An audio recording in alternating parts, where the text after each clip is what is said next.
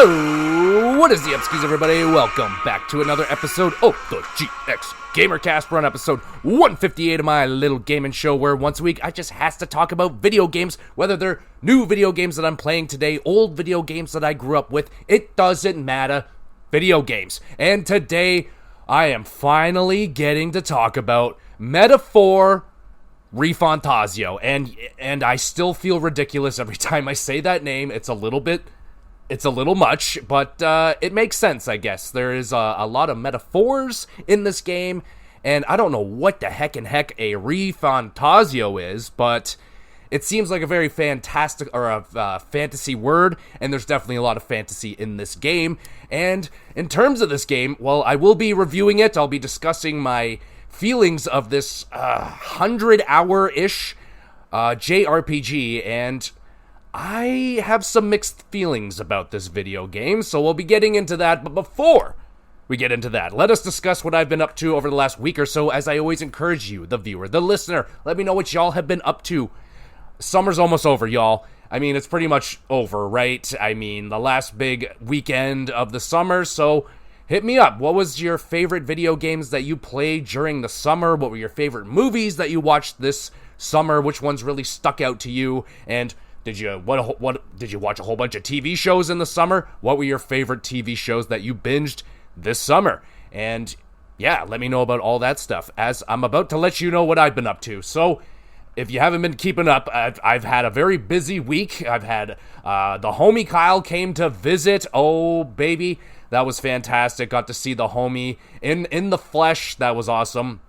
We got to go to, what the heck did we do? We went to the Toronto Zoo, and that was awesome. I was absolutely appalled that the homie Kyle had not been to the Toronto Zoo in his lifetime, and I will let his newly named fiancée, congratulations on that, but she hasn't been there, but she lives in Calgary, and he does now as well, but he had time to go to the zoo, so we went to the frickin' zoo, and it was great, man. We actually went, we had a really good time, because it was like feeding time or something. We saw a lot of animals in action. The most action, now plug your ears if you don't like animal violence, but we saw the python having lunch, and it was really interesting. We're like, what the hell is going on with that python? And it turns out it was gulping down a rabbit. It was having lunch, so that was intense. We got a good look at the gorillas this time around, which was great. Initially, like, I've been to the Toronto Zoo. I think this is like my 5th time I've gone there now. 4th or 5th time. Love going to the zoo. Love animals. So, had a blast. But the gorilla was chilling in its usual spot. I mean, this is sorry if you have never been to the zoo. But usually it's just chilling. But this time, he was running around. It was dope. He doing gorilla stuff. Like, he threw something at another gorilla and then just took off running. Like, totally trolling the other gorilla. I love that stuff. Got to see the lions, even though they were asleep. They were very, very cute. We got to see the tigers. So this was good. So my friend's fiance Christine really wanted to see the rhino. So we go over to the rhino section first because it's there. So we're like, yeah, we'll go check that out. You'll get to see the thing you came here to see. And hell yeah, we get there, and is that exhibit not motherfucking closed? Are you kidding me right now? Are you kidding me? We have a good chuckle, but it's okay. They're like, yo, we got white rhinoceri over on the other side. So just go over there, and you'll get a good look. And we got underrated. Those things are huge. I think I said that about 10 different times throughout the day. Like, even though I've seen these animals in person, I still get blown away at the size of the rhinoceros. Giraffes are freaking huge, and man, gorillas are massive. Their head alone is probably the size of my torso and maybe a little bit of my head. Like, geez, the animals, I get a giggle every time you hear people talk about, oh, I could take a gorilla, I could take a bear. Like, good fucking luck, dude. We saw the polar bear, and it was just sleeping. Like, oh yeah, it's really cute when it's sleeping. Don't mess around, y'all. Don't mess around. They're behind cages and you know, for a reason. They're dangerous, but yes, they're very, very cute, and I had a lot of fun hanging out with the homie Kyle and his fiance and my own wife at the Toronto Zoo. Very good time. So we did that, and then I had a wedding I went to this weekend. I was a groomsman at said wedding, and it was awesome. I will admit I cried more than embarrassing. I cried a lot. I cried probably like 5-6 different times. A very beautiful, very touching wedding for my best friend, the homie, Billy. Finally tying the knot with his beautiful now wife, Stephanie. So congratulations on that. Beautiful wedding. So happy to be a part of that. I've never been a groomsman before. And on top of that, my homie Kyle announcing his wedding and announcing me, of all people, to be his best man. So, that is amazing. So thank you again so much to the homie Kyle for that. Absolutely awesome. So now I get to be the best man, so I get to experience that. I get to go to Calgary because they're having the wedding in Calgary. Never been on an airplane before. Not much of a traveler. Little scared, but mostly excited. So I cannot wait to go and visit Calgary finally for the first time in my life. That is going to be a bucket list thing, check off for sure. So very excited to do that. Back to the wedding. Beautiful wedding.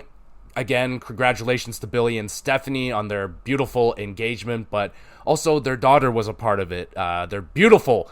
Absolutely so the cutest little girl, Charlotte. Don't tell my niece, but that little girl is adorable. I'm sorry, this is terrible podcasting, but I'm just gushing about a beautiful week that I had, getting to see friends and a lot of, seeing a lot of people I haven't seen in a long time. It was a great wedding, and I had a lot of fun. I danced my ace off. I danced so much. I wouldn't call myself a dancer, but when the occasion calls, I do not mind getting down. So I did get down. My wife and I had a good time dancing, had a little drink or two. It was a good time. So yes, great wedding. So with all that action going down, didn't really have a whole lot of time for extracurricular watching and viewing, so no movies to talk about this week. I did finally get Forbidden Door down. Didn't get to watch the pre-show, but it was pretty freaking good, man. I love Forbidden Door. I actually got to attend a Forbidden Door in Toronto when they came there. I was there. I still believe it was my favorite show, or it's at least the show I went the most banana at. I remember going fucking crazy at this show, man. Me and the dude I was sitting with, he was like French Canadian, and he was going crazy, which made me go crazy, and it was just amazing. So Forbidden Door always has it's gonna have a special spot in my heart, but a little underwhelmed with the Adam Copeland and Christian Cage, Edge and Christian getting back together as a tag team. It's a slow start. We're just getting started, so I'm not really worried about it yet, but they had an okay match with the returning, I really don't want to call him Kill Switch, but that's what he's going with, but Luchasaurus, bro. His name is Luchasaurus, finally comes back. This happens more often than I'd like to, I've admitted it, but AEW, people just disappear all the time off the roster, and one of the other ones is Wardlow. Wardlow returns in this match as well, and yeah, so that was a big return, and another one with Wardlow, just like, where the fuck has this guy been? He could have been, he was looked like he was on top of the mountain and then just disappeared. Injuries happen. I know he doesn't just literally disappear. They disappear for a reason, obviously, but I'm also a little sick, by the way. I'm trying to cover it right now. I've taken medicine. I might have to stop and pause and take more medicine, so we'll see how I do, but right now, holding it together.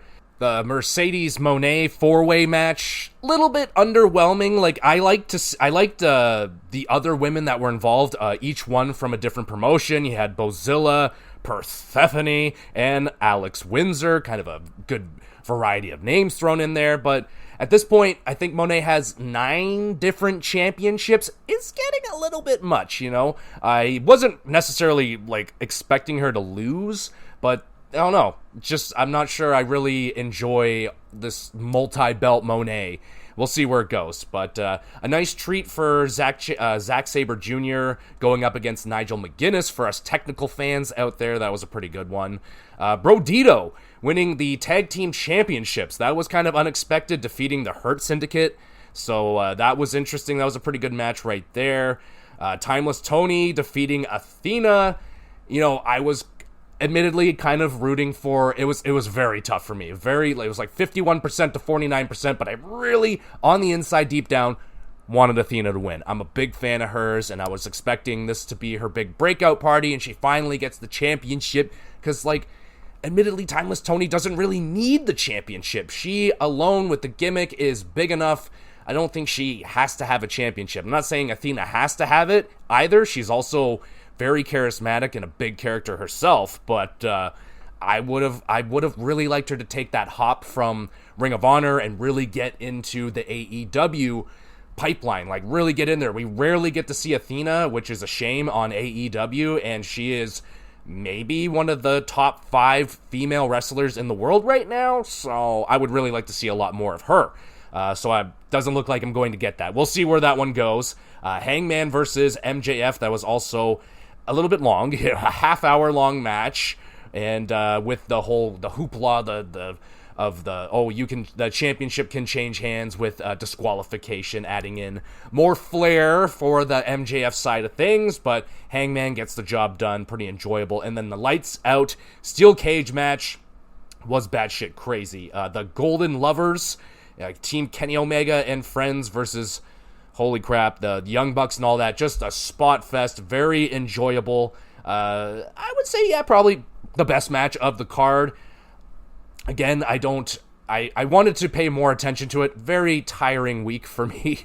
I just, I probably was dozing off at points throughout this pay-per-view as well. I really want to continue to take notes for the pay-per-views and review the pay-per-views. As like if I can get back on track, I've just been very tired and so on and so forth. So hoping I can get back on track and discuss these pay-per-views more in depth like I used to, but we'll see how it goes. But overall, enjoyable pay-per-view.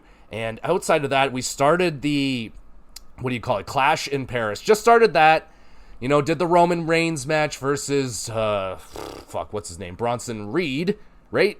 I guess so. Yeah, it sounds about right. A little slow, but obviously that Paris crowd. And actually, shout out the O2 Arena. That crowd for Forbidden Door was also excellent. Not as good as Toronto. I think we were a little bit better, but still a fantastic crowd. That was like the most people sold out in the O2 for a wrestling show, so that was also very impressive. Fantastic crowd.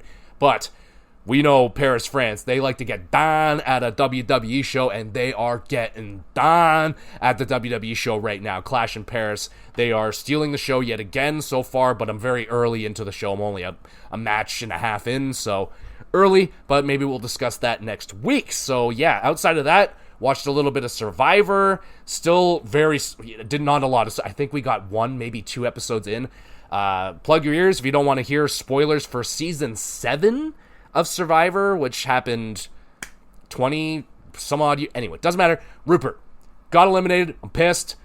I'm mad. I don't like it. I thought he won, and I was like, oh yeah. I thought I was smart. I wasn't, and Rupert got eliminated. But I could see why people really were enjoying Rupert, and yeah, I liked Rupert. So I'm very sad that he got eliminated. I won't say anymore. That's all. So in terms of video games, I did play some video games. Lots of Metaphor, Fantazio. Like I said, this is like 100+ hour RPG. Well, technically, I literally just rolled credits 10 minutes ago, and it said I was at about 95 hours, but with like reloads and retrying and all that stuff. No, there's definitely cleared 100 hours on this game, and it was long. So I've been playing that. Outside of that, Planet Zoo. Still playing Planet Zoo, enjoying that one still quite a bit. Kind of had a little disappointing with one level. It was kind of glitching out, and it wouldn't let me. So people that play Planet Zoo, I'm sorry for people that don't, but it was the level where you have to change all of your power sources to solar, which I did, and the game wasn't recognizing that, so I was like, well, fuck it. I guess I just won't get the gold star on this one until maybe I will probably end up going back to it and trying to figure it out and see if I can get it to work, but it sadly wouldn't work, and that was a pretty challenging level, because limited space, it was a challenge. Like, the whole challenge was like, was the limited space. That was part of the challenge. Like, you got these animals that are very tight places. I had like 300 turtles for some reason. I'm like, why is there so many turtles? Let's get these things out of here. And then they're like, yeah, you just got to stick in 16 elephants. Not actually 6 elephants, but elephants are huge. And I'm like, holy fuck, man. Like, you want these massive animals? I was building them like on the side of freaking cliffs and stuff, just trying to squeeze them all in. Damn, son. And they kept breaking down the fucking barriers. I was so annoyed. And I had to electrify the fences so they would stop doing it. I'm learning. I'm learning, but it was actually really fun because Christine, Kyle's fiance, soon-to-be wife, she plays Planet Zoo, so we were exchanging some horror stories. I'm like, yeah, I forgot about this bison that I bought, and I got it all ready, got it all in there, and forgot to put food and water inside of its inside of its thing, and frickin', it was a disaster. Dead animals, children staring at it, freaking out. Mommy, what the hell is that? What's going on? Why does it smell bad? Not a big deal. And it was also really fun, the fact that I actually went to a real zoo, so I got some inspiration from the Toronto Zoo and how they do things and stuff like that. So very fun, loving Planet Zoo. I want to play Planet Coaster 2 and all that stuff, and now that I'm finally fucking done Metaphor ReFantazio, I think I could finally get to XCOM 2, so that is very exciting. And also, which is very exciting, I have to talk about this. Haven't played it yet, obviously, because it's not out, but it's finally coming. Do you know what it is? Hollow Knight, baby. Silk Song is finally coming. I can't believe it. It's finally happening. They have announced the date. It's in September at some time. I don't remember the date. I'm sorry. I am just been in a fog, man. It wasn't even my wedding, and I'm all fucked up from it. So, like, I'll get back on track, I swear. Now I'm sick, and it's just been a mess, dog. It's been a mess. I'm in a mess this year. It's been a messy year. Anyway, back on track. Friggin' Hollow Knight. So that is very exciting. I think I have time booked off when that game comes out. I think / hope. Fingers crossed. If I don't, oh well. Doesn't really matter.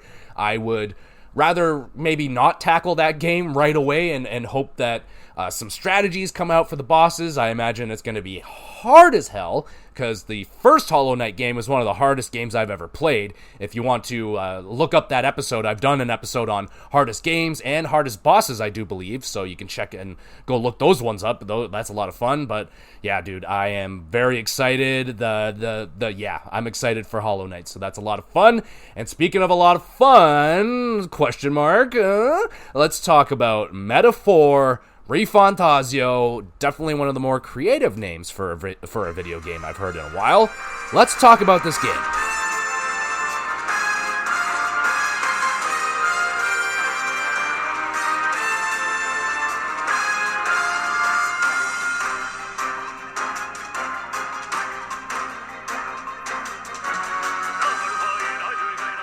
Alright, Metaphor ReFantazio, get down here so I can stop saying your ridiculous name, and let's get this done. So this is a turn-based JRPG done by Atlus's Studio Zero team, and I think this is their first real big project. Atlus has 3 studios, I guess. I just read this on Wikipedia. I'm not actually smart, so just, take Wikipedia's word for it. It's probably 80% accurate. Anyway, but they also worked on Catherine Full Body, a fantastic video game. Go check it out. It's pretty sure I featured it in my underrated episodes, so also go check those out. Those are good ones to listen to. Some gems in there for sure.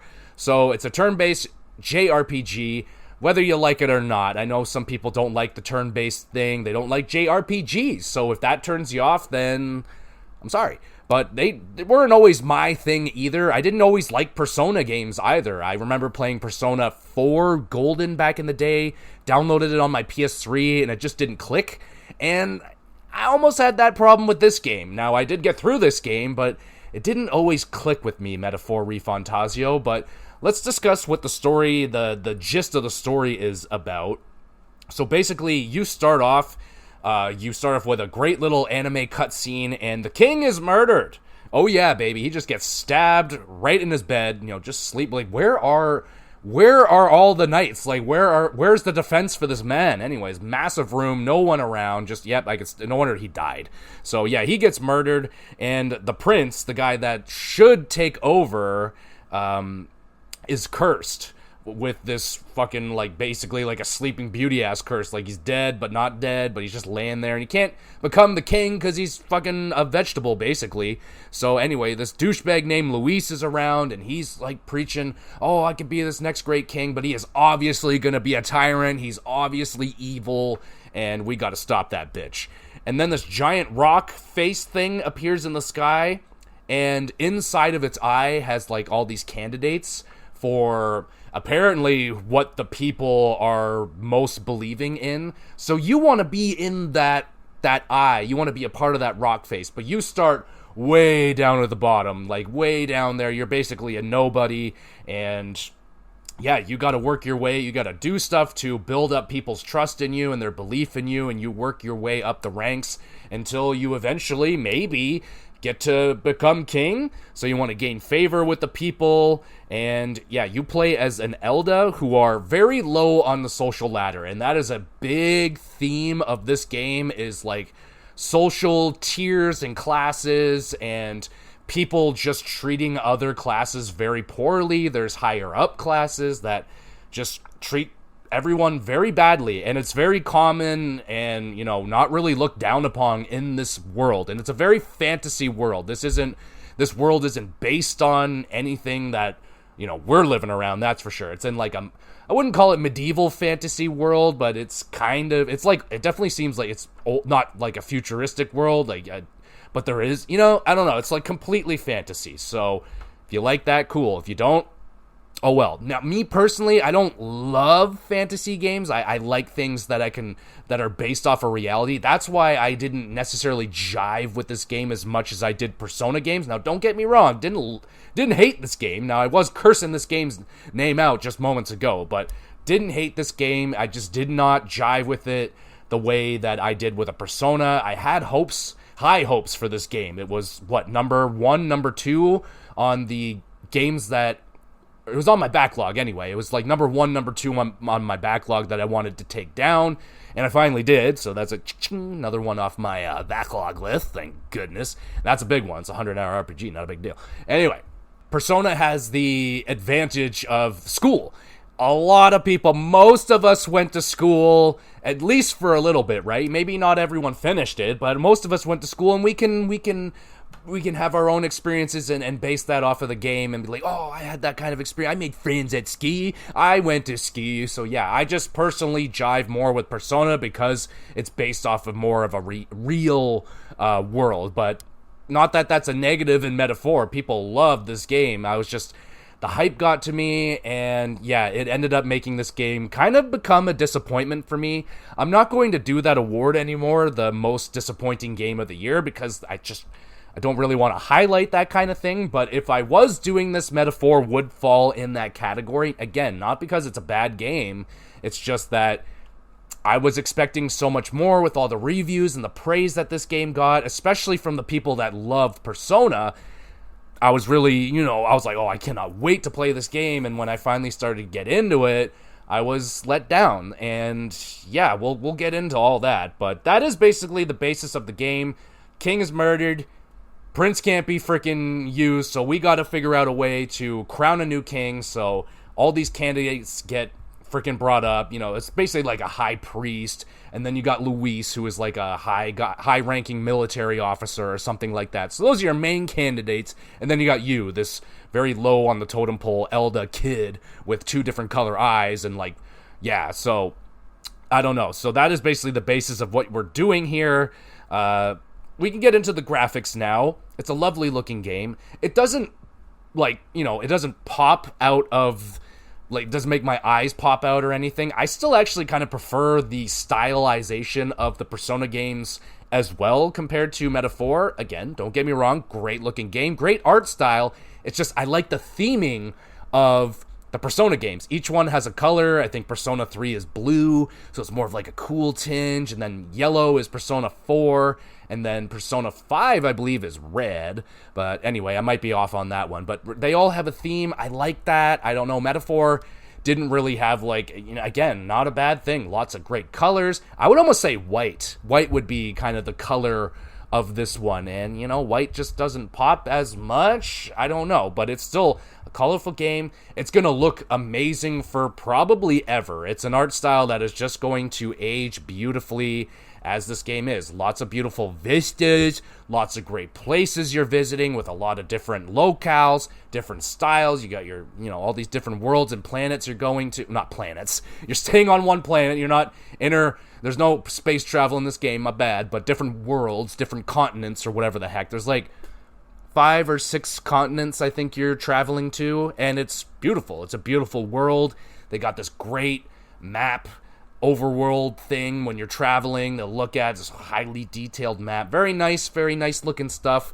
but it's more of a cartoony art style, kind of like Wind Waker when that game came out. Like, it didn't like wow, you know, it was very what would the word be, divisive at the time. People didn't really jive with that art style. It's not what they wanted because they were promised something else. Go on a little tangent here, but the GameCube, they showed off a gameplay demo of what Legend of Zelda game would look like on GameCube, and it was a more mature looking demo. It was a more mature art style, which we eventually got with Twilight Princess. But when Wind Waker came out, people were like, well, what the fuck is this shit? So they did not like that. They did not like that art style, and now people praise it as one of the most gorgeous looking video games out there. You know, it's held up so freaking well. They can release the GameCube version today, and people were like, that's just fantastic. Like, if it was just, again, I don't want to talk about it. Don't want to talk about how we still don't have the Wind Waker freaking remake on Switch by now. Like, what the hell is going on with that, guys? We know it's out. Not going to talk about it. Alright, so the art style and the graphics of this game is very nice. I think it's very lovely. It just doesn't have that pizzazz of Persona, like I said, with the theming of colors and style. But what I do give a lot of credit to this game is the archetypes. Now, the archetypes are basically the personas of this game. If you don't know what personas are, they're kind of like Pokemon. If you don't know what Pokemon are, then I don't know why you're listening to this. I'm sorry. I don't know what to do with you if you don't freaking know what a Pokemon is. So, personas are like Pokemon. Pokemon are like personas. Personas are like archetypes. Are we following? But they're all different. There's not that many of them. Like in Persona, there's a lot of personas, but a lot of them have been the same recycled personas from like the beginning, I think. Like Jack Frost has been in a lot of the personas. He's like a mainstay. He's in Shin Megami Tensei. He's in Persona. Like, they're recognizable, which is not a bad thing. Again, Pokemon does it. Do you get pissed off when Pikachu is in every Pokemon game? Maybe some of you, but you're sick puppies. You're sick puppies. You don't like Pikachu. That's fucked up. Even though personally I've never had a Pikachu on my team, I don't believe, because it's not that good. Raichu's better. Come on. All right, so getting off of that, the archetypes are cool. Like I said, there's probably about, I don't know, 20 or so archetypes, and they all have a different kind of knightly looking thing. They got big armor and they're big weapons. They almost kind of remind me of like certain Digimon.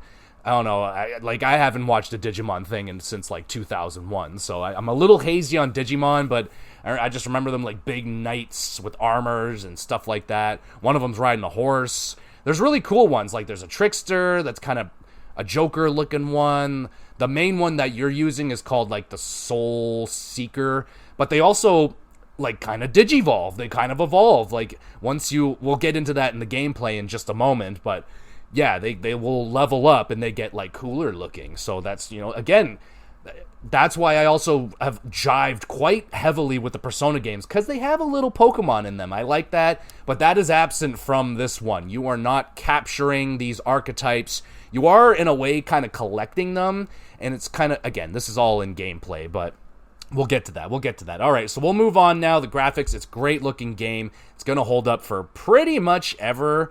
And, also, one thing I want to talk about. While you're on this grand adventure and you are traveling the continents and the lands of, I forget where the hell we're at, this continent that we're on, but this beautiful world that we're at, they'll have these stops along the way, like, hey, this is really cool, let's check this out, and we'll stop, and it doesn't affect anything other than, you know, we're not actually wasting time, but you stop and you get a beautiful little spot, you know, all these beautiful landscapes and this natural landscapes and stuff like that. So I really liked those little intimate moments where you stop with your party and you're all taking in this beautiful vistas, and oh yeah, man. So that really stood out to me as some of those great adventure moments that this game is filled with. So we'll get to that. Sound design, and we'll talk about some characters, but yeah, sound design first. Music is freaking phenomenal. Holy crap. I don't know who was doing that vocal. Give him an Oscar. Give him an Oscar. That's for movies, isn't it? Give him a Grammy or some shit. I don't know. Give him some sort of... That was awesome. I admittedly didn't like it at first, but it grew on me within like a half hour. I was like, you know, this is kind of whack a little bit at first, and then no, I absolutely can't get enough of it every single time though. And it kicks into the big fucking crescendo, and you're like, oh fuck, it's so badass. Great battle theme. There's so many tracks on this game. I was looking up the OST, the original soundtrack, if you will, on YouTube. It's like 2.5 fucking hours long. It's got like, probably almost 200 freaking songs in it, and it's excellent. It's highly orchestrated. It's delightful, man. It's got a lot going on there. It might be, like, overall, all said and done, the best, but is it my favorite? No, it is not. I again go back to Persona's theming, where each game kind of had a musical theme. One was Persona 5 was like jazz. One was I'm a little hazy on the musical styles because it was often a podcasting game for me where I can just turn down the music and stuff. But each one had a theme, and I really jive with that. So I guess I like themes. That's the thing that I like. But this one definitely had, like, the orchestrated, like, badassery on point. It was awesome. I loved listening to the soundtrack. It was admittedly one where I didn't podcast as much as I would maybe in a Persona game, just because I know the dungeons in Persona are very, very long, and this game has long dungeons. Don't get me wrong, there's long dungeons, but there was times where I'm just like, I don't really have anything that I want to search and listen to. I'll just listen to the music of Metaphor. I mean, it's fantastic music. So yeah, definitely, I would love.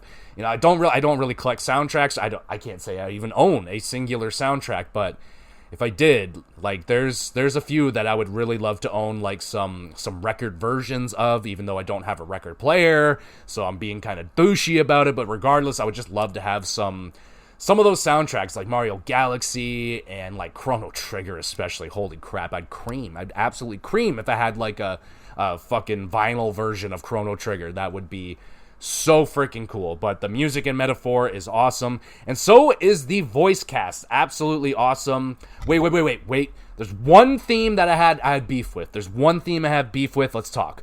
The music in Altaberry Heights, that one pissed me off. Now, why it pissed me off is because there's this, it sounds like a truck backing up, and I couldn't get it out of my head, and then all I heard was beep, beep, beep, and I was like, why would you do that? Why would you have something so irritating as that kind of thing going on? So fuck the Altaberry Heights music. That was definitely, I would turn it down and put on a podcast. Hated being in that place because it just freaking drove me banana.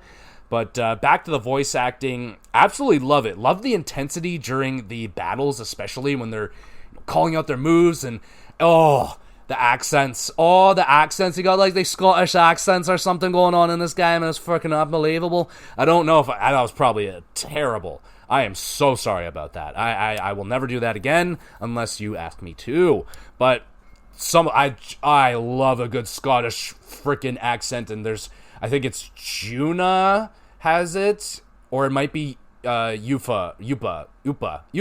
I should know these names, but anyway, Basilio also has an unbelievable accent. I frickin' listen to that guy talk about nothing forever, and I would be completely satisfied with that.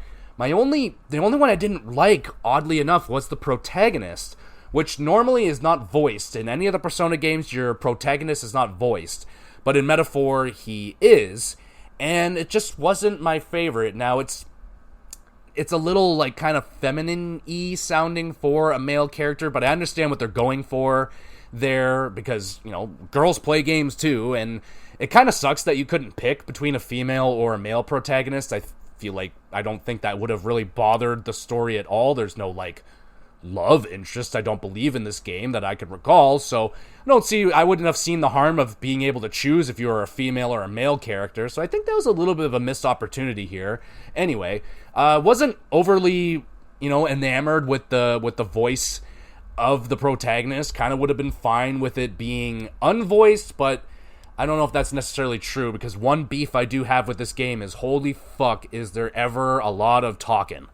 There is so much freaking talking in this game. Like, I was skipping stuff, and admittedly, this game is slow out of the gate. It is an interesting start to the game. Like I said, all that murder shit goes down, like, in the first cutscene of the game. Very cool, very engaging, but after that, I was just like, I was dozing off numerous times throughout this game. Like, kind of like I was with Oblivion, where into the gameplay section, there's not a lot different here from a Persona game. The combat is pretty much the same, if not even maybe a little drawn back from Persona 5, if I dare say. We can get into that. Are we there yet, though? Are we there yet? Am I done with sound design? The narration. The narrator over the map parts when you're traveling, and the narrator comes in with his cool, soothing voice. He's like, the glorious glaciers of this area and the waterfalls are on. He's like the meditation voice kind of thing. Like, it just really, I would close my eyes and like just let him talk to me, and just like I would get brought into this world what he's talking about. So good details out of the narrator. Other than that, my only beef with it is the very drawn-out dialogue that is in this game. There is a ton of reading. I would say it's maybe close to 50-50 reading and voiced dialogue in this game. So if you don't like reading a lot, there's a lot of reading in Metaphor Fantazio, and a lot of it goes over my head because a game like this, I struggle. It took me like a month and a half, probably longer, to get through this game. And there's not a lot of story beat, like, reminders. And not like, hey, remember this. Remember, like, they have things you can read and stuff. Like, they have it for the characters, at least. Like, what's going on with their storylines. And we'll talk about characters in a minute. But it keeps you up to date with what's going on with the characters. But not all the way with the story. It kind of does with the, like, when you go to the main missions and you can kind of see what's going on. But there's no, like, I need a little story recap every once in a while when I haven't loaded up the game in a minute. Like, get me on track. Games do that, so that's something that this game is missing, and I think it really needs, because the story is very long and it's very drawn out, and there's a lot going on, and there's like, I need those reminders every now and again. There's lots of time in between you engaging with the main story, as is a common issue with pretty much every RPG, where you go doing side shit, or you're in a dungeon for fucking 6 hours and you're just lost in the gameplay and you're just not really engaged with the story. I could use those little fucking kick in the ass reminders, like, hey, this is what's going on, okay? Alright, thank you. Jeez. So, a little bit of a missed opportunity there with that. So now I think we can get to the gameplay. Let's get to that now. So like I said, the gameplay is, the combat is, for me, felt very similar to Persona 5, minus the baton pass. But there actually is a baton pass. So what I mean by the baton pass is, I think. Anyway, I haven't played Persona 5 in a hot second, so I don't fully remember what the baton pass was, but what they do in Meta 4 is when you hit an enemy's weakness, again, you can compare this to Pokemon, where other creatures that you're battling, and some of them are called humans, by the way, the most nasty, horrifying creatures that are in this world are called humans, which I find I get a little giddy about that. I go, kee, that's funny, because, sometimes I hate people too. I think we all have that, we all engage with a person or two that we're just like, you're just awful, and it's kind of funny. You get these terrible, horrifyingly nasty looking creatures, and they call them humans, and yeah, they're a little human-y. Like, they kind of remind me of the Titans from Attack on Titan. Like, they're big and kind of disturbing. Disturbing. Excuse me again. And so that's the closest comparison that excuse me one more time. And I should really just stop and take a drink, but I won't. I'm gonna battle through it like we're gonna battle through in this game. So you got the turn-based thing, so your characters take turns. It's your turn, and then it's your enemy's turn, but you can negate their attacks if they hit an enemy's strength, like something they can block. It like takes away their turn, so everyone gets turn icons. It varies how many turn icons you get. So for example, you start with, I think it's 2 or 3 you start with as a party in this game. You go up to 4. So let's say you have 4 people in your party, you have 4 turn actions. Pretty simple, but you can turn that into 8 if you hit 4 straight weaknesses. Then it lets you attack again, so you can have up to 8 attacks. But then there's also these moves that you have that give you even more attacks. Like, this is way late game stuff, but you can, but pretty much every boss that you fight has this type of attack where it's like, oh, now all of a sudden I will attack you 7 times. And you're just like, Well, that's fucking not cool. So then they do that, and that happens, like I said, in pretty much every boss fight, especially the final boss. We'll get to that son of a bitch when we get there. But the combat is turn-based.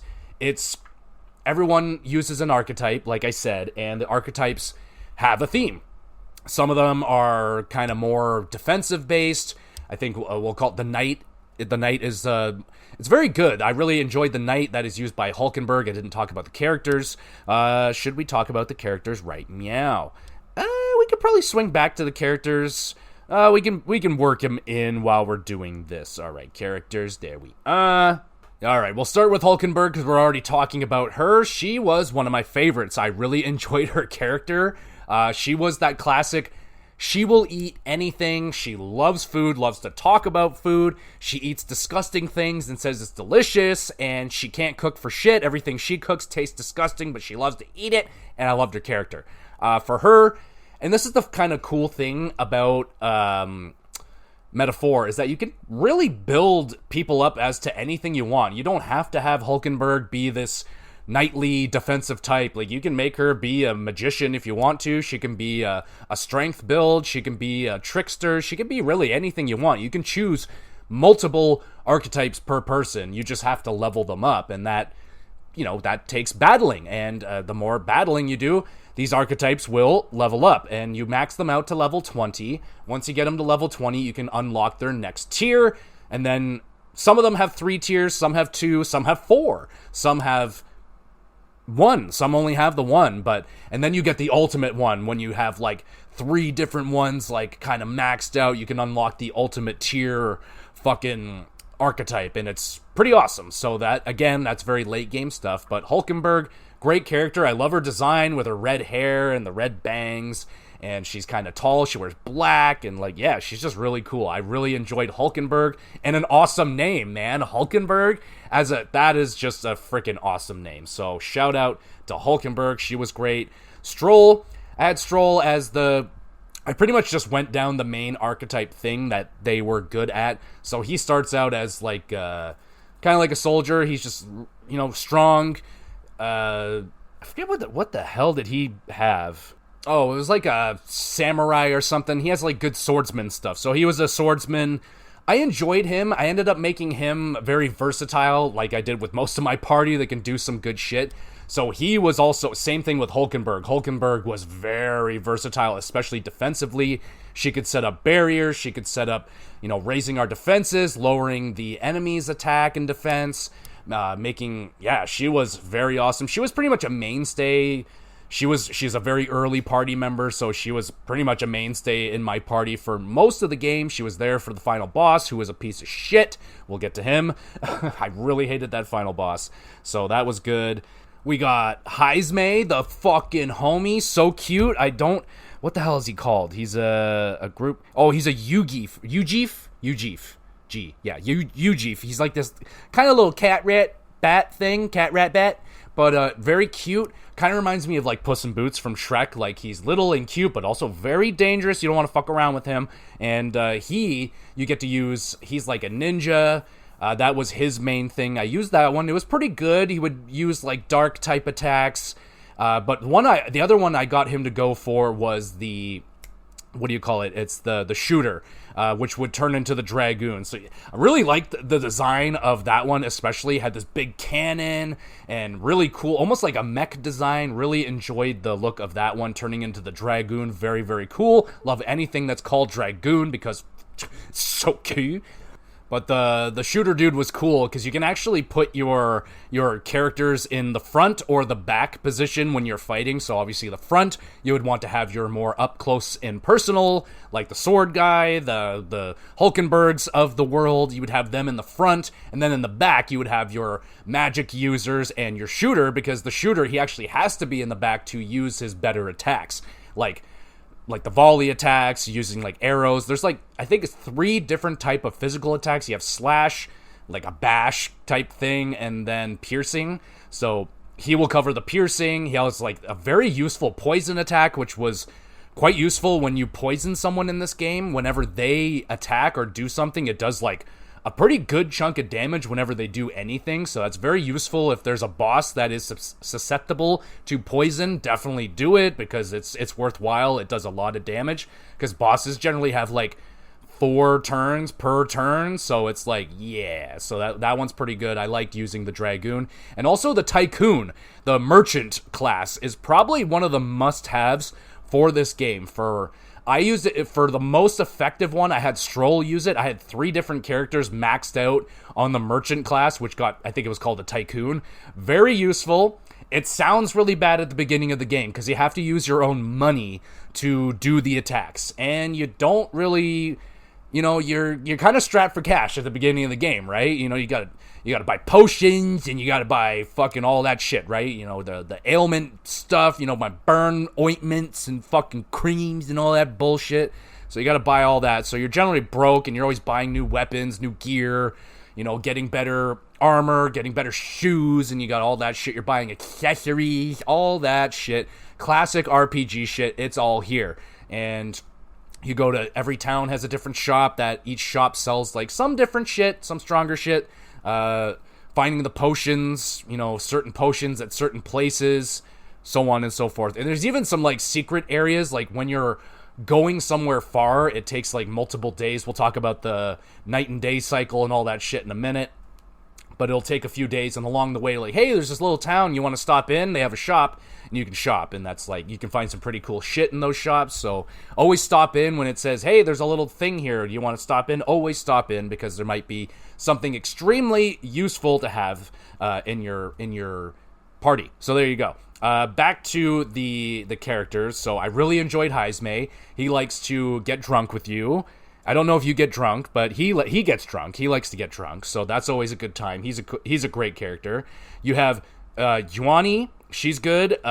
She is the masked dancer, I do believe, and that one was very fucking useful. If it's the one I'm thinking of, she's the one. She could put like ailments, and she can make them weak to stuff. So she can make them susceptible to fire, make them weak for that. So there's quite a few bosses that you'll encounter in this game that don't really have any weaknesses.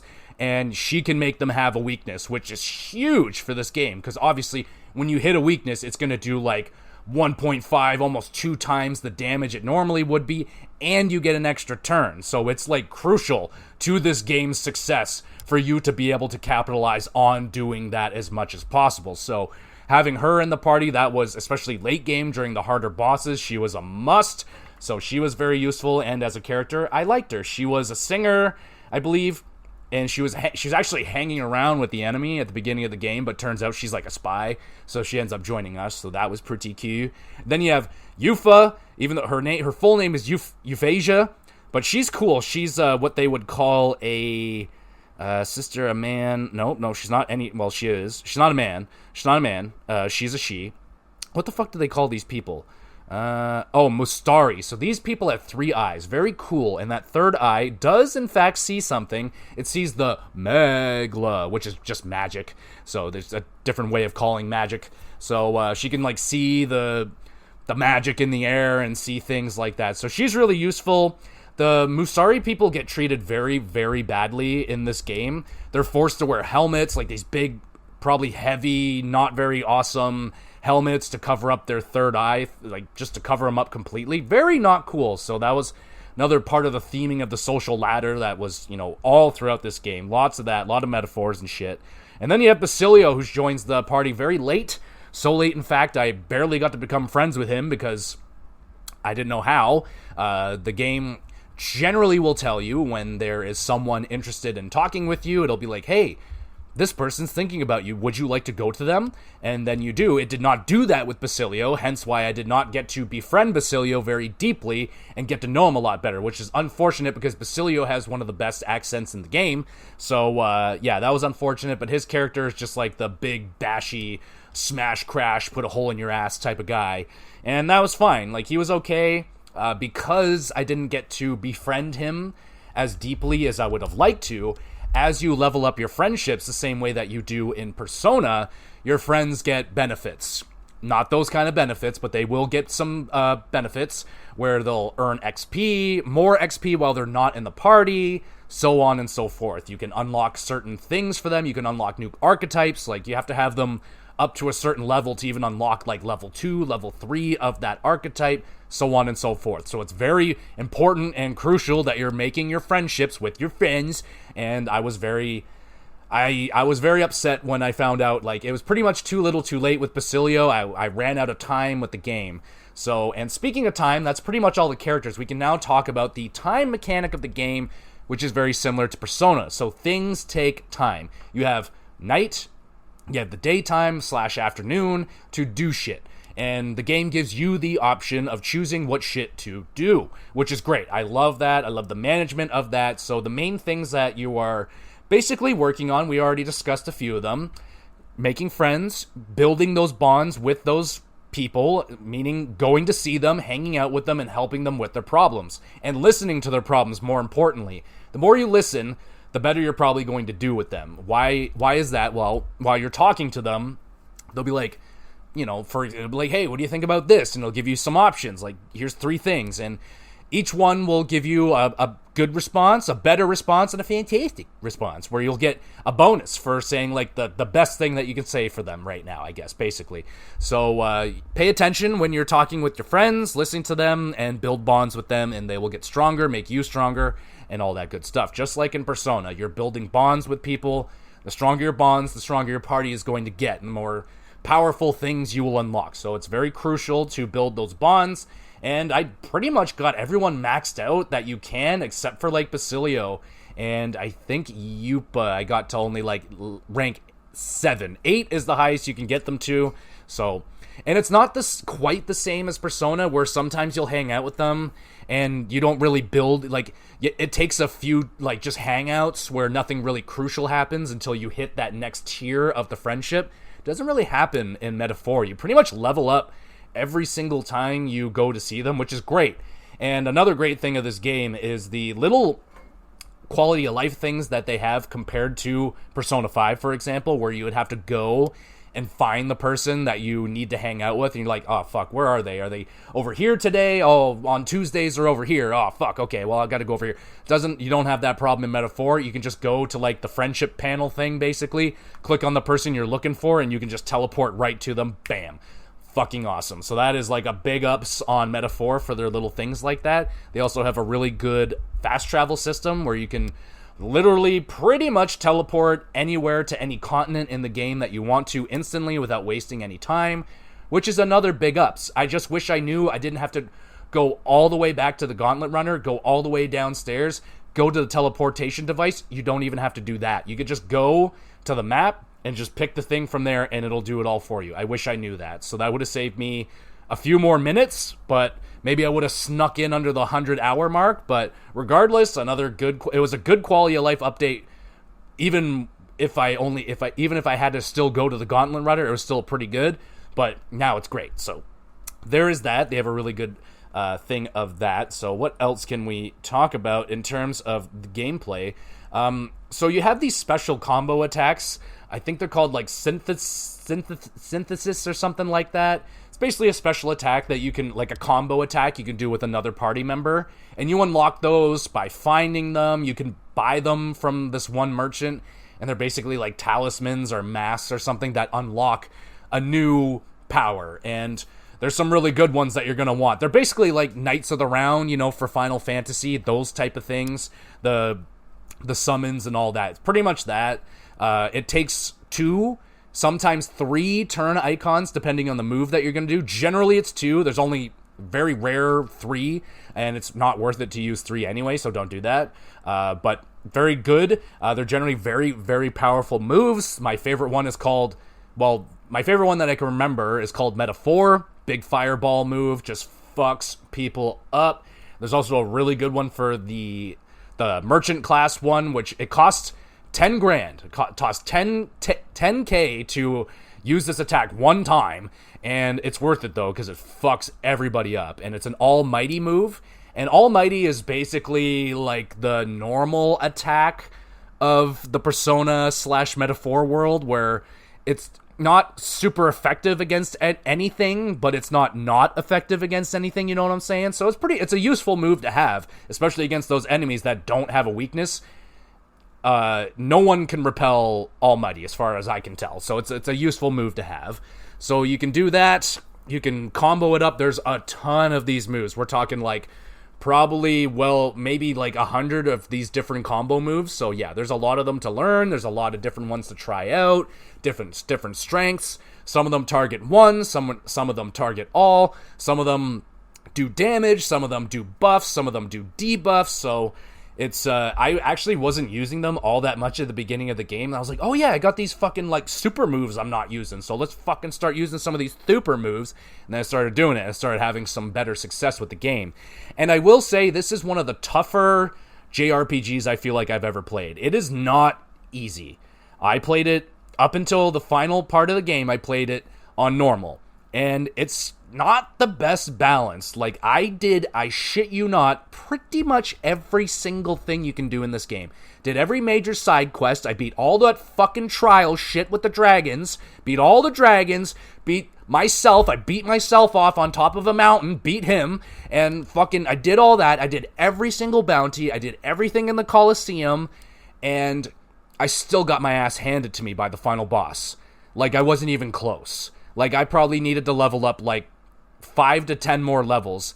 And the final area, the most powerful area that I can grind in, I was one-shotting everything. So I wasn't gaining. It would take hours to grind it out. I'm like, I'm not doing this shit. So there's a balancing issue with this game in terms of that, because I was way under-leveled for what I should have been. For doing everything in the game, I was still under-leveled. And games nowadays, we know this shit. We do not grind anymore. We do not have time for that shit. I don't grind in my fucking RPGs anymore. If you make me grind, I'm done with you. And unless you can make me fast forward through that shit. And this game doesn't. There's some fast forwarding. You can fast forward through some of the dialogue that you're gonna more than likely want to do, because some of it is just fucking redundant. You don't want to hear about these people rambling as you're listening to me ramble on for almost an hour. Insane. Anyway, back to the night and day cycle. So you have to use your time wisely. And I could have used mine a little bit better when it came to the virtues. So you have these royal virtues, which are, I've written them down. It's like courage, fucking wisdom, fucking tolerance, and eloquence, and, one more, imagination. So you want to level these things up. And to do that, you have to, like, do things around town. Rather you're fucking staring at the scenery, you'll fucking gain wisdom with that. You'll play chess with Hulkenberg, you'll gain some wisdom. You go do a public speech to a bunch of fucking random people, you'll gain some freaking eloquence. You'll read some books, you'll gain tolerance. You'll talk to some people about religions and stuff, you'll gain tolerance. So you're doing all these type of activities, which takes time, so you gotta be careful. I didn't use all my time. What I fucked up was Basilio. I didn't use my time properly with Basilio. That's pretty much all I fucked up. I got all my royal virtues fully upgraded, and that's important to do as well, because if you're going to become king, you gotta be kingly, and those kingly virtues are, like I said, courage, wisdom, tolerance, eloquence, and imagination. So those are the things you want to upgrade. Get those fully upgraded, and when you get those, the more, like, you'll run into walls sometimes with a person's relationship where it's like, oh, you have to have your courage up to level 3 before they'll listen to you, because it's like, oh, you're just a scaredy bitch, like, I'm not gonna listen to you until your courage is level 3. So you gotta upgrade that shit, and it will ask you to have your whatever. It can be like, yo, you need your courage at level 5 to advance your relationship with this character, and that's gonna happen with each and every one of those virtues. So level those bitches up. Make sure you're doing it. And there's also a cool feature that's been a feature in other Persona games as well. You hit, like, the select button, and you can see what other players have done on each and every given day. You can see, like, percentile-wise, like, 50% of people went to the Colosseum today, or 80% of people hung out with Hulkenberg, or so on and so forth. So if you're ever, like, kind of in a jam, you're like, I don't know what to do with my time, take a look at that. Go online, see what other people did with their day, and you can also learn shit too. You can be like, I didn't know I can go to the opera. I didn't know I can talk to this person. Who's that person? I didn't know I can talk to them. Go find them, and so on and so forth. So that one's really cool. So that's pretty much the main things you're doing. You're leveling up your virtues, you're leveling up your relationships, you're leveling up yourself. And one of the semi-effective ways to do that is the Colosseum. It's pretty straightforward. It's a Colosseum. You go in there, you battle shit, you gain XP, you gain money. And, it's okay. It has a limit, though. Like, there's a point to the Coliseum where it's like, okay, I'm not gaining anything really at all from doing this, so it's just a waste of time. It's too bad that they didn't make, some higher tier levels to help me level up more in the game, because I just didn't find those challenges were giving me enough XP that was worth sacrificing an afternoon or an evening, you know what I'm saying? So, wasn't doing that. It was way too much of a grind, and again, that nasty grind word that I do not like with my RPGs has been here in Meta 4. Alright, so what else do we have? There was a stealth section in this game. It was pretty bad. There's not a lot of them. I think this may have been the only one, because I didn't really jot down much about it. All it was is it played like Metal Gear Solid 1, where it's like a bird's eye view, but kind of worse. So there was that. Didn't really enjoy that. And that's I think essentially the gameplay of it. Like I said, it's very, if you've played a Persona game, you're going to be pretty at home with the combat system in this game. It does get repetitive, I will say, where you're in a dungeon and you're fighting the same kind of, once you figure out the enemy's weaknesses and stuff, you kind of get into that cycle of, okay, bam, do this attack to this attack to that attack to this attack, and you just do the same thing over and over again. Once I get to that cycle, that's when I pop in a podcast, I start listening to something, turn the game down a little bit, and just kind of just grind through the dungeons. It is a grind. It's a grindy game, man. It really is. I'm not saying that the Persona games weren't grindy. I don't know I think I just enjoyed catching and talking and dealing with the personas more than the archetypes in this game. And I do have some other beefs. I have some beefs with some of the bosses in this game because they were absolutely fucking trash. So, first one is when you're securing the route in Louise's castle, you have to take out bosses in 3 turns. And that was just a real pain in the ass because, you have to figure it out. How to take down a freaking boss in 3 turns. That's not an easy task, especially when you didn't really know what the synthesis things were doing. You didn't have really good ones yet, so those weren't especially effective, at least to my knowledge at that time, and that was a very challenging challenge. And then when I would fail it, you would have to go through all the dialogue again, and you can skip through it, but there's still, it's like, you're like, oh my god, there's so much talk. That's when you really realize how much talking there is. If you sit there and read the whole thing, you watch the cutscene or whatever, you read all the dialogue, it can take you fucking 15 minutes. Or you could skip through it and it takes 15 seconds. So sometimes you're just like, wow, I read all that and that took a long time. There's a lot of reading. So again, this is a reading heavy, I'm not going to call it grind heavy, but a grindy. I'll give it a grindy type of JRPG. So hey, if those things don't tickle your pickle, this may not be worth your investment. So also, the Ice Dragon can go fuck itself right away. Straight up bad fight. Puts up this stupid magic spell barrier thing, so I can't use any magic attacks. Which at the time, I was really focused on everyone getting magic. So then I can have everyone, cover a weakness. So a cool thing is all your archetypes have these, unlockable... They can, kind of like Pokemon, they have, 4 slots to put their moves in. Extra moves that they've learned from any archetype that they've learned from. So if you've learned magic and you've learned how to bulk up like I did with Hulkenberg, you can combine basically 2 archetypes into one, and the higher, I forget what unlocks more slots. You start with 1 slot, and then the more you level up your friendship level with them, the more slots they'll get, up to 4. Very, very, very useful, so make sure you're doing that as well. Like I was saying, the bosses. So, this dragon, putting up a magic spell wall, so I can't use my magic, and a lot of my people were magic heavy, and then this thing is just spamming buffs, spamming Frostbite, and Frostbite is a pain in the ass to deal with. I think it just, I can't remember what it does, but all I know is Frostbite not good. And then, of course, the fucking piece of shit fully heals this dragon for its second phase, and I hate that shit. So, you're sitting there, and it's, especially if you don't know, you're putting in damage on the dragon, not knowing that, you should just put all the damage on this thing, and then, because fuckface is just going to fully heal the dragon, and then phase 2 is going to kick off, so, get pissed off with shit like that. And then the coup de grace. The coup de grace is the final boss. What a joke that final boss was. It is like 4 fights or so. They're not all together, there are breaks in between, but the final 2 phases of this fight are a fucking joke. So the first phase, you're fighting this 3-faced piece of shit, and he's not the worst. You can take him down. He is take down a bull. but every turn it's going to try and eat something, and if it successfully eats this thing, you don't attack it enough, do enough damage to it to prevent it from eating, it's going to do something like heal itself, put down a buff or a debuff or something not good. So you want to avoid it from eating. It's got a shit ton of health. It just wears out all your MP, so you barely have any magic left. And there's no, like, as far as I can tell, there's no way you can buy MP refilling things. Like, you just find them in dungeons, or this one dude will send you one maybe once a week. And you're like, damn, I need like 1,000 of these immediately, and you get like none of them. So those are scarce. So this thing is sucking you dry of all your mana, all your magic, and not cool. And then the second phase kicks in, and he is just an unstoppable, impossible being. Like, I don't know, I got pretty close to beating him on normal. I got close. I was like, maybe not even a third left, like under a third, and this guy started unleashing.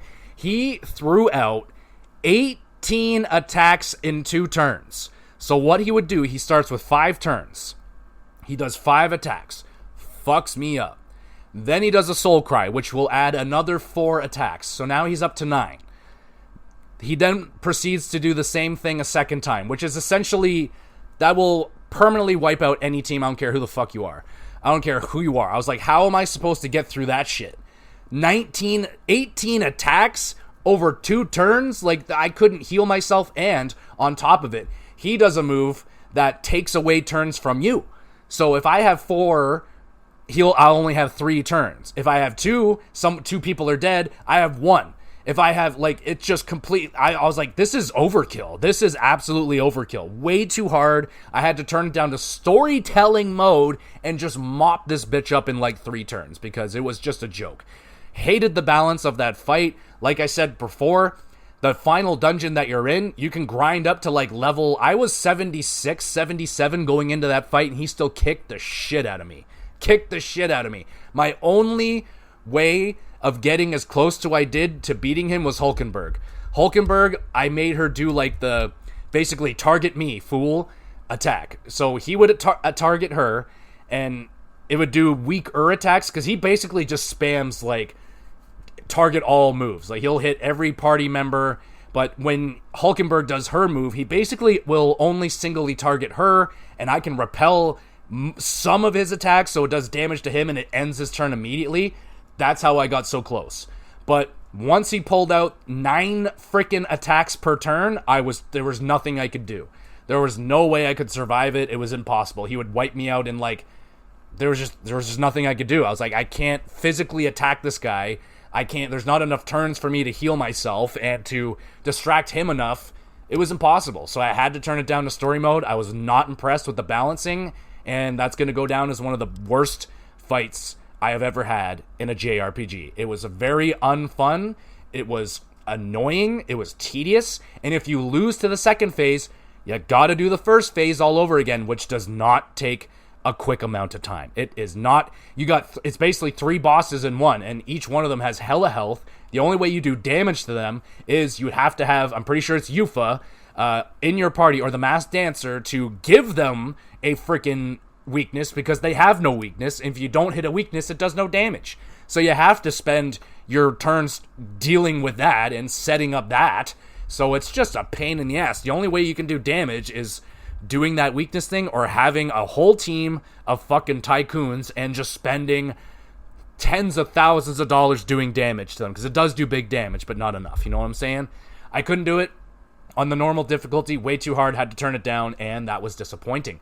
So overall, we'll talk about, just kind of go through the pros and the cons again. I will start with the cons, because we already went through most of those already.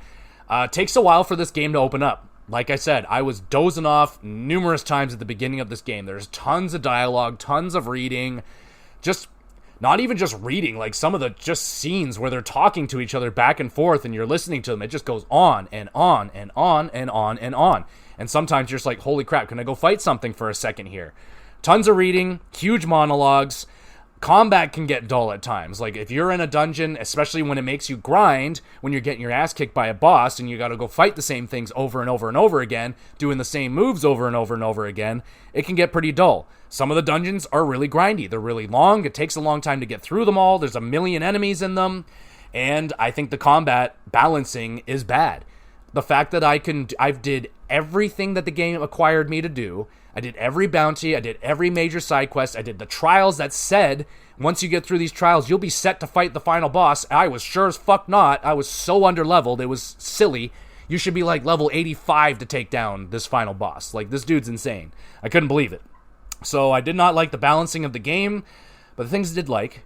Now, it may sound like I didn't like this game. I'm giving this game a higher score than I feel it. I will tell you in a moment. Pros, art style, looks great. It's going to look great for a long time. Sound design, the music is freaking unbelievable. I like most of the voice acting. Didn't love the protagonist being voiced. It just didn't really hit for me. But I think everyone else brought the intensity, brought it really good performance. The story is engaging for the most part. I just wish there was more reminders of what the fuck was going on. Most of the characters were great. I didn't connect with them the same way that I would with a high school friend, but they were my adventure buddies, so I really enjoyed a lot of the characters, especially Hulkenberg. She was awesome. The time cycle is engaging. I still love that, especially, the Persona thing. Like, okay, each day is very important.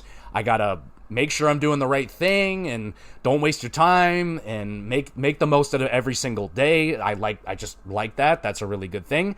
And great RPG quality of life mechanics. Being able to travel right to the person I need to talk to, great. Being able to travel right to the store I need to be at, great. Being able to travel right to the person who gave me a quest and I need to return it to them, great. So Tony the Tiger agrees, it's great. It's an 8 out of 10 for me, for Metaphor ReFantazio, but it felt like a 7 to me.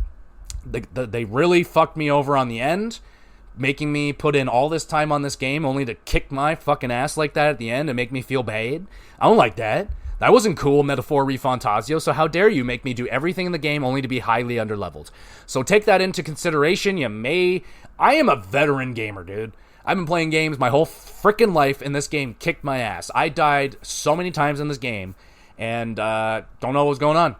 Not really sure. Maybe I just didn't get the mechanics as well as I thought I did. Maybe I should have unlocked more of the powerful stuff. Maybe there's some equipment things I was missing, but I grinded through my equipment, making sure everybody had the most effective thing on, making sure like their weaknesses were covered if I could. If I couldn't, oh well. I tried. And make sure, another thing I will tell you is make saves, and make saves often. Make different saves. Don't have just one save. You gotta have multiple different saves going on in this game, or you will get fucked. At some point in this game, you will more than likely get fucked. I'm sorry if I scared some people off of this game, but if you are an Atlas fan, you like Persona, you're gonna like this game like I did. I think I overhyped myself a little bit too much. I got in too much of the hype. I think the Metacritic score is a little bit too high. I think people were a little bit too high on this game. I still much prefer Persona. That's me personally. I would definitely play Persona 5 Royale over Metaphor ReFantazio any day. I just much prefer the characters and the setting and the school theming. It's just more me, man. I can just relate to it more. This game is much more fantastical. There's much more magic and imagination to this game. It's very creative. I like all the archetypes. I like how different it is. I hope they do a Metaphor ReFantazio 2. I feel like that could definitely happen. I can see it. We'll see what happens. I liked it. Didn't love it though. I expected this to be a guaranteed love, a guaranteed, like I thought this was going to be my game of the year, almost guaranteed, and I don't even know if it's going to be in my top 10. So that's where we're at right now. It's definitely going to be something I'm going to linger on. I'm going to let it stew. Going to let her stew for a little bit. I'll hold at that 8 and we'll see what happens. I mean, 8.5 in terms of quality of JRPG. It's just some of those lows were so low, and it just made me so upset with the game, Especially the final boss. Final boss really stunk up the house. So, but let me know. Did you play Metaphor ReFantazio? Did you have the same experiences that I did? Am I completely wrong? Did you love this game? Do you like it more than Persona? Would you prefer a Persona 6, or would you prefer a Metaphor ReFantazio 2 to come out from Atlas next? Me personally, I would prefer Persona 6. I'd love to go back to the school setting, and whatever they want to do with that, I'm all about it. But there's definitely some great mechanics in this game. It's not all that different from a Persona game, but yeah, I liked it. I'm scoring it, I feel like, higher than what I feel in my heart, but I can't really take away too much from, it's still it runs great. Like, there was very minimal problems there. There's a lot of good in the game. It's just, I was let down. I was a little let down, but overall, still a really good experience for me. Just long as hell, and I wish, I don't know. I don't know what I wish for, but I just wish I enjoyed it more than I did. That's all. But anyway, still, let me know what you thought of Metaphor Fantazio. Would you like to play it now? Is that something you think you're going to be interested in? Let me know. And there we go, everybody. Another episode down. You're awesome. You want to be even more awesome than you already are. Make sure you're reviewing the podcast. Share it around with a few friends and maybe an enemy. And leave a comment or something. You can drop a comment. Let me know what you're playing, what you're doing, what were your favorite games and stuff of the summer. Let me know what your thoughts and opinions are on Metaphor Fantazio. Tell me if I'm doing good or bad on this podcast. That'd also be appreciated. I'm all about constructive criticism. That's very important. So to build and all that great stuff. So I do upload all these episodes to the YouTube channel GXGamerCast Videos. Link in the description. Go check it out. Great place to drop a comment over there. Anything about video games. I like hockey, wrestling. You can drop comments about any of that. We can discuss that on this podcast for sure. And you can drop comments on Spotify now as well. If you didn't know that, they didn't. I don't think they really highlight that. But you could drop comment on Spotify. I'll try my best to see it. I don't know if I get notifications for that or not. But regardless, you're awesome, and thank you so much for listening to this podcast. We'll be back again with some more GX Blood Game.